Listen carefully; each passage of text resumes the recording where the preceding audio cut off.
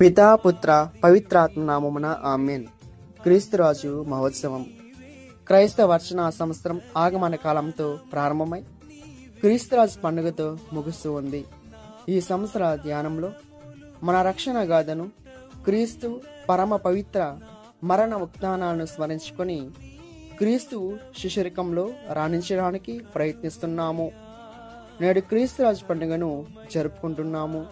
చారిత్రకంగా ప్రపంచమంతా, ప్రత్యేకించి యూరప్ ఖండంలో నియంత్రిత పాలన ఎక్కువై దేవునికి, క్రైస్తవ సంఘానికి విలువ లేకుండా పోతున్నప్పుడు 1925లో 11వ భక్తినాథ పోపు గారు క్రీస్తురాజు పండుగను స్థాపించారు.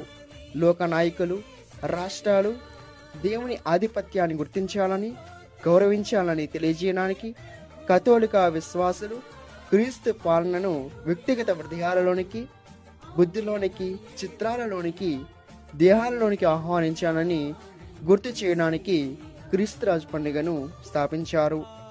చారిత్రక కారణాలు ఏవైనా నేటికి క్రీస్తురాజు పండుగ మనకు స్ఫూర్తిదాయకం. నేటి పండుగ మనకు క్రీస్తు విలక్షణమైన రాజుగా, నాయకునిగా మన ముందు ఉంచుతూ ఉంది. క్రీస్తురాజు జ్ఞానులు చేత రాజప్రసాదంలో రాజుగా గుర్తించబడ్డాడు. రాజనగర ప్రభు పేరిట వచ్చిన రాజుగా ప్రకటించబడి పొగడబడ్డాడు. తండ్రి ఆయనకు దావీదు సింహాసనమును ఆయనకు ఇచ్చెను. ఆయన యాకోబు వంశీయులు పాలించును. ఆయన రాజ్యము అంతమే ఉండడు. లూకా 1వ అధ్యాయము 32వ వచనము. గాడిద పిల్లపై శాంతి రాజుగా యెరూషలేము ప్రవేశించాడు. ప్రజలు యేసు అద్భుత శక్తులకు తమ రాజుగా చేయకోరారు. తన పాటల కథనంలో నీవు రాజువా అని పిలాతు అడిగితే యేసు ఒప్పుకొని తన రాజ్యం ఈ లోక సంబంధం కాదని చెప్పాడు. సైనికులు యూదుల రాజా నీకు జయం అని పరిహాసానికి అనిన పిలాతు మీ రాజును విడుదల చేయముందురా అని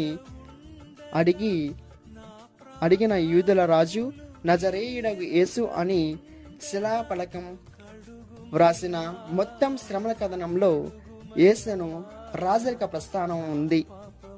యేసును రాజుగా మాట్లాడడం ఉంది.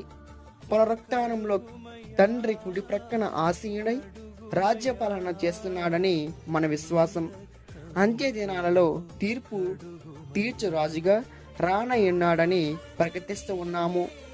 ఆయన నాయకత్వ పాలనలో మన స్పష్టమైన ఖచ్చితత్వంను, సంతృప్తిని, నిండుదలను అనుభవించగలము. క్రీస్తుని విలక్షణ నాయకత్వంలో క్రాంతి దర్శన ఉంది. అది దైవరాజ్య భావన, దేవుని కనుగొనడం, జీవిత ధ్యేయం, దేవుని ఆహ్వానించి ఈ జీవితాన్ని ఆయన నడిపింపులో జీవించడం, దైవరాజ్య తత్వంలో మనిషిని మనిషిగా గుర్తించి గౌరవించడం మరొక విషయం. మనుషులు ఎవరైనా భేదాలు లేవు, అంతా గౌరవ పాత్రలే, హెచ్చు తగ్గులు లేవు. క్రీస్తు నాయకత్వ పాలనలో నీవుగా గుర్తింపబడతావు, గౌరవించబడతావు. దేవుని అంతా సమానమే. నేటి గందరగోళ పరిస్థితుల్లో యేసురాజే ప్రపంచానికి దిశా నిర్దేశం చేయగలడు. ఆయన వలన మాత్రమే మన స్వార్థ దృక్పథాలు, విధానాలు, ఆచరణలు మారగలవు. ఆయనలోనే మనకు నిరీక్షణ ఉంది. సమాజాన్ని తిరు సంఘాల అల్లకల్లోలం చేస్తున్న శక్తుల కొరల నుండి విడిపించి రక్షించగల సత్తా ఆయనయే ఉంది. ఆయన ఆశ్రయం మనకు రక్షణం, క్షేమకరం. ఆయన నాయకత్వాన్ని కోరుకుందాం. ఆయన అమూల్యంగా సాగుతాం.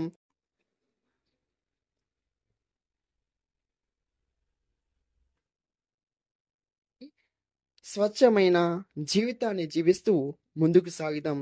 యేసు నాయకునికి మహిమ చేకూర్చుదాం.